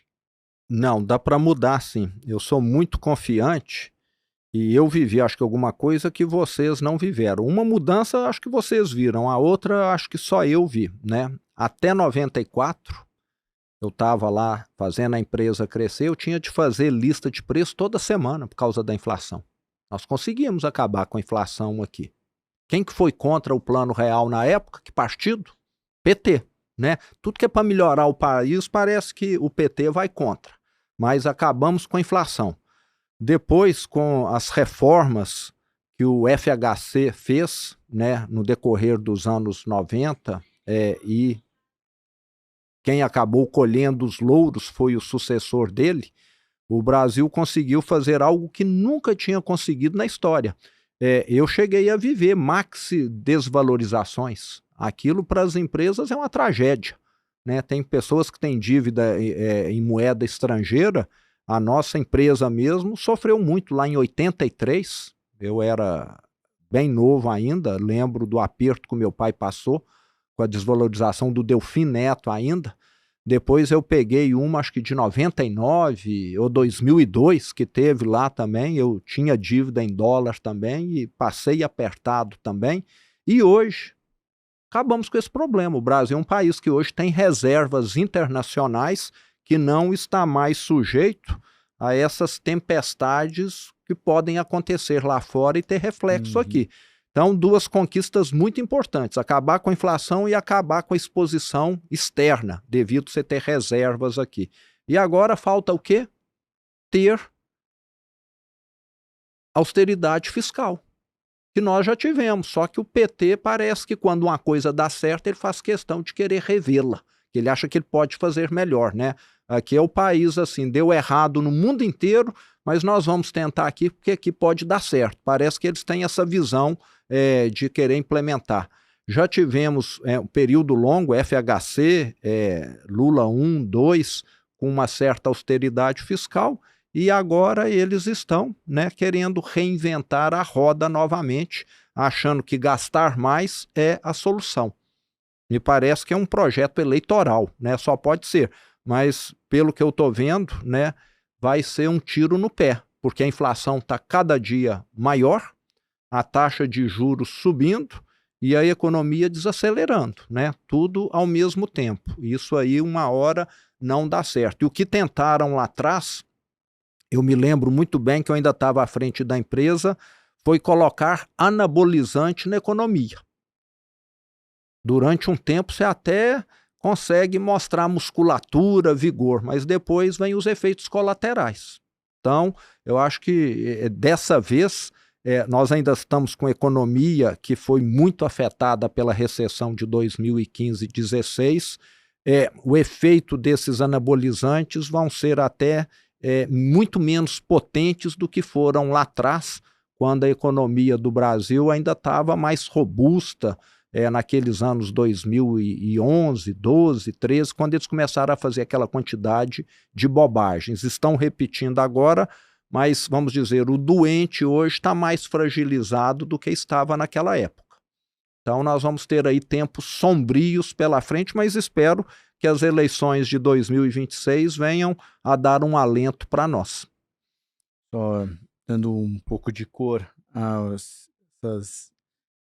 essa resposta do governador à sua pergunta, né? Matéria do Estadão dessa semana que a gente grava. Lula turbina salários de 323 aliados com cargos em conselhos. A gente aqui investe em algumas empresas da Bolsa que tiveram algumas indicações um pouco controversas de conselheiros, né? Mas o cargo de conselheiro, né? Às vezes a empresa pode remunerar em até R$80 mil um conselheiro de uma empresa, então dá meio que uma turbinada no salário dos aliados do governo, né? Enfim, eu acho que um pouco dessa austeridade que a gente precisava ver liderando no federal, não só no estadual. Governador, queria entrar num assunto que você até já expressou uma preocupação com a conotação política que o judiciário brasileiro teria tomado, né? Afirmando que o Brasil precisa de mudanças no judiciário.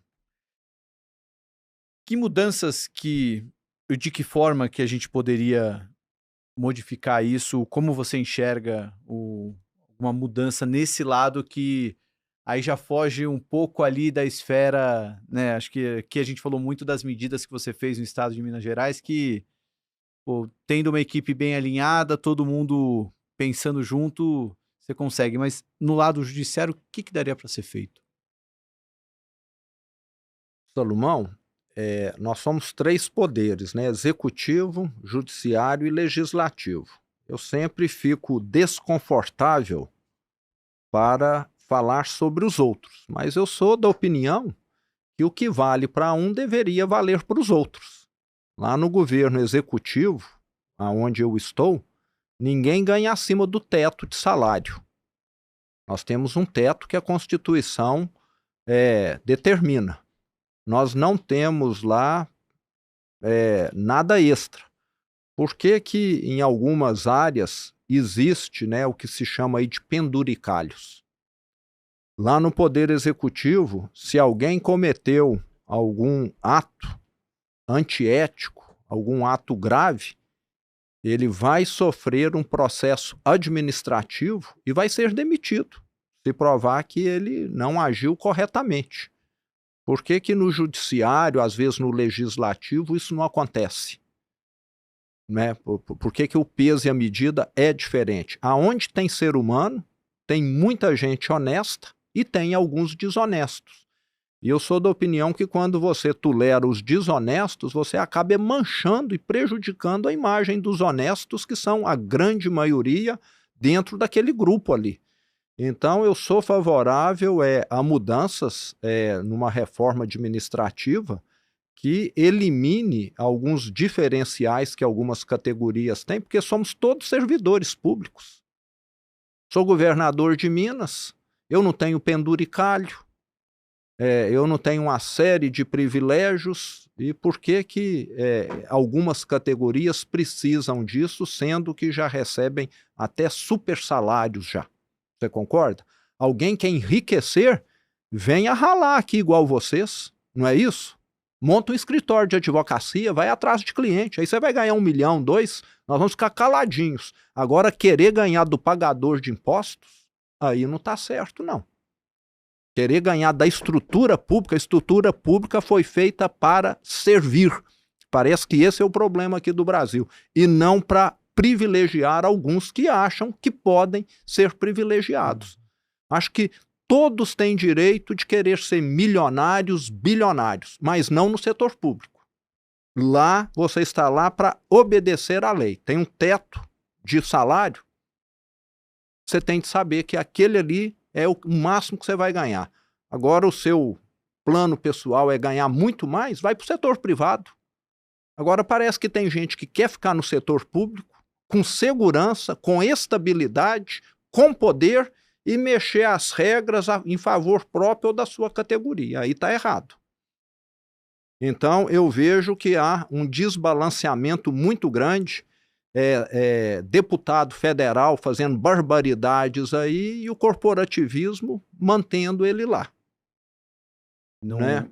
O pessoal nem fica corado, né? Não, mesmo com a exposição que tem, não há constrangimento. E isso seria ótimo para a grande maioria dos funcionários públicos que estão submetidos ao que eu estou falando. É uma minoria que não está, você está entendendo? E que acaba ficando mal vista por causa de um grupo, sei lá, de 5%, que tem privilégios, que tem um tratamento diferenciado.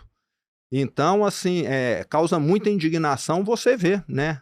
Alguém cometer um crime, em vez de ser demitido, ele é afastado, ele é premiado, você concorda? Aposentadoria compulsória. Férias de 2 meses por ano, porque aqui a carga de trabalho é maior. Eu queria que eles me acompanhassem. Visitar em 10 cidades num dia, como eu fiz aí há pouco tempo atrás. Entendeu? Você acorda às 6 horas da manhã, se der tudo certo, 11 horas, você chega no hotel. Tá entendendo? Né? Então, 11 da noite. E assim, se você quer servir o público, se você fala que você é tão benemérito assim, né? Esteja disposto a ganhar um teto, que para a grande maioria dos brasileiros seria o quê? Um prêmio, não é? Acho que menos de 0,5% dos brasileiros deve ganhar. O que é o teto no setor público hoje? 40 mil? É o salário do ministro do Supremo, né? Alguma coisa assim, não é isso? É próximo disso aí. 40, 45 mil. Tem muitos empresários aqui que vão nos escutar que não faturam isso por mês, você concorda? Faturamento, né? A margem, às vezes, é 10%, é 20%, é 30% disso. Então, acho que precisamos ter assim, uma mentalidade de querer servir mais e querer ser servido menos. Josué Guedes, vou deixar contigo, a agenda do governador está se encerrando. Fazer aí mais uma pergunta, talvez 2 antes do ping-pong. Vai entrar para o ping-pong? Não, só tem uma aqui. Zema, o que governar, quase 8 anos aí de governo de Minas, o que governar Minas te ensinou sobre o Brasil ou sobre o brasileiro que você não sabia? Me ensinou que no setor público tem muita gente boa, muita. Aonde você vai, você vê pessoas excepcionais, comprometidas. Agora, o que acontecia antes? Você tinha um general que mandava esse pessoal lutar a luta errada.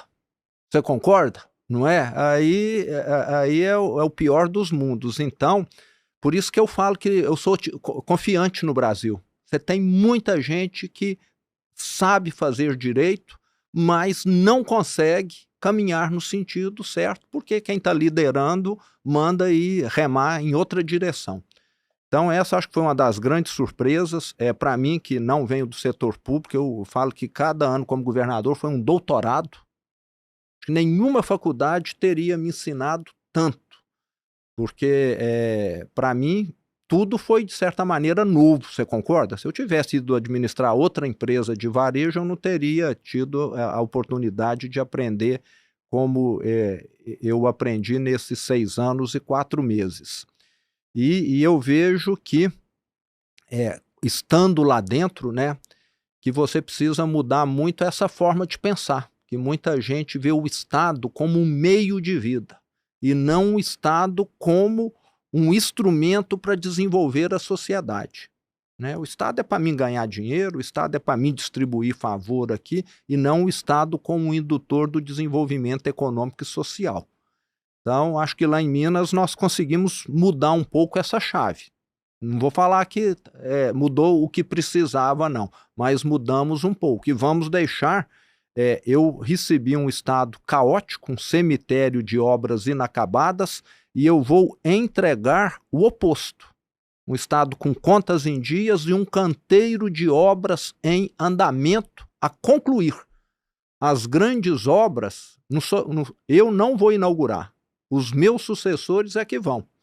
Eu falo que lá, a maioria dos governos plantam soja e milho para poder colher. Rapidinho. Lá eu plantei muito, foi mogno e eucalipto. Os meus sucessores é que vão inaugurar o anel metropolitano, o Rodoanel metropolitano, aqui em São Paulo vocês já têm, Belo Horizonte não tem ainda.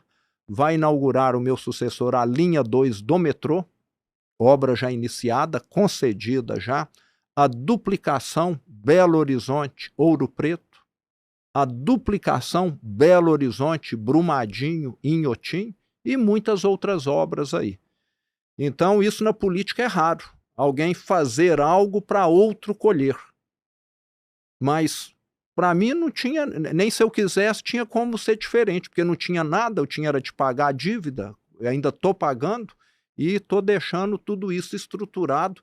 E um detalhe, o dinheiro está reservado, né? Porque nós já fizemos já o compromisso com as concessionárias, etc.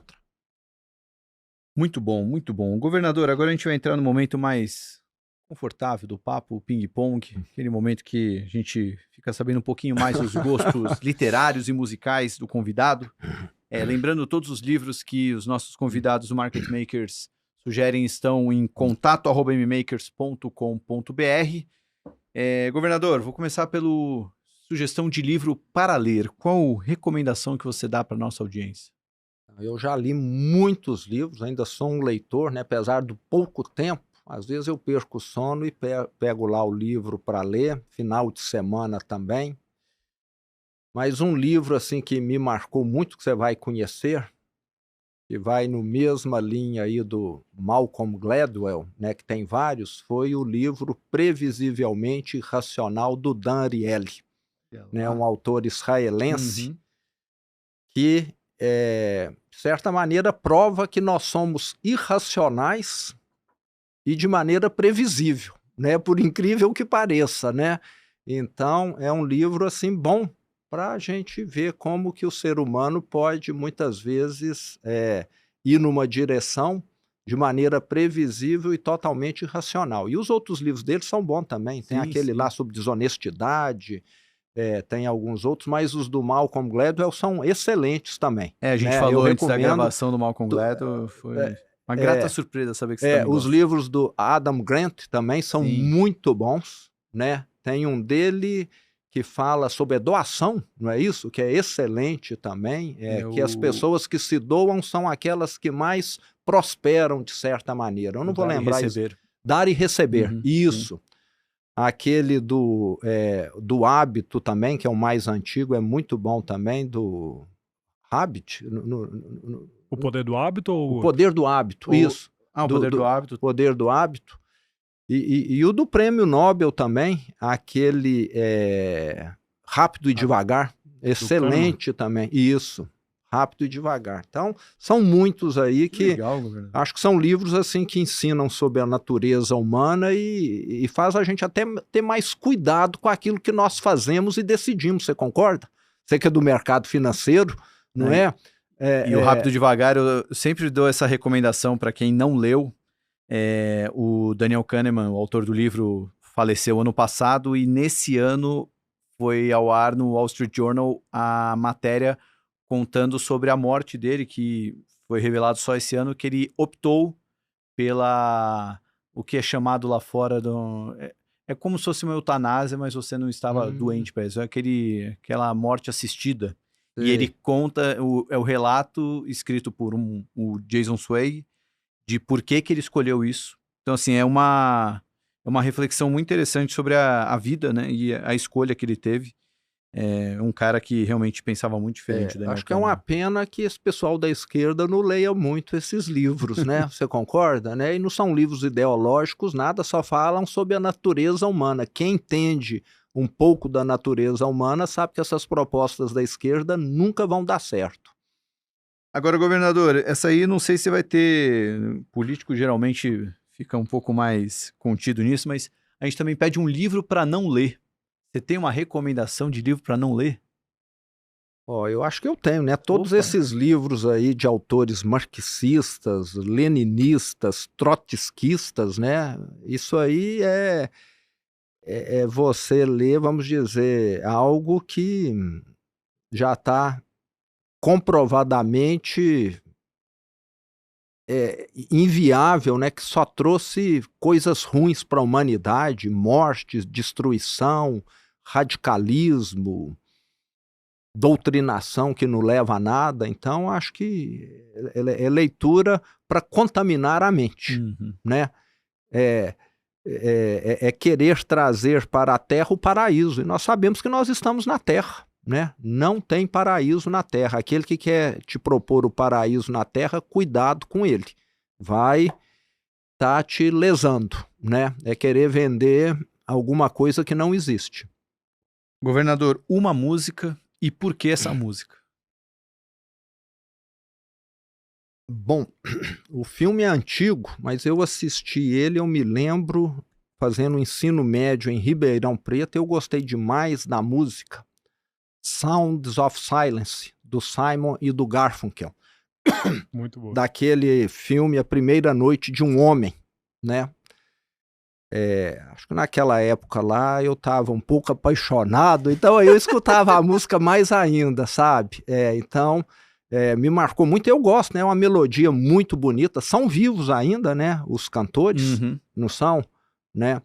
Mas não vamos ficar só numa, não. Eu gosto muito das músicas do Simple Minds também. Olha lá.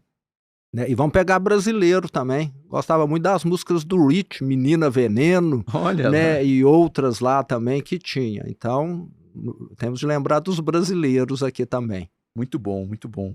Um convidado que você gostaria de ver aqui contando a história dele para nós no Market Makers? Eu gosto dele, estive com ele ontem, né? Um empreendedor nato. E a gente até se dá bem. O João Adib. Opa, da CIMED, né? Tava falando dele ele tá hoje. aqui do lado, ó. O Né? prédio Ele tá... vem a pé aqui, ó.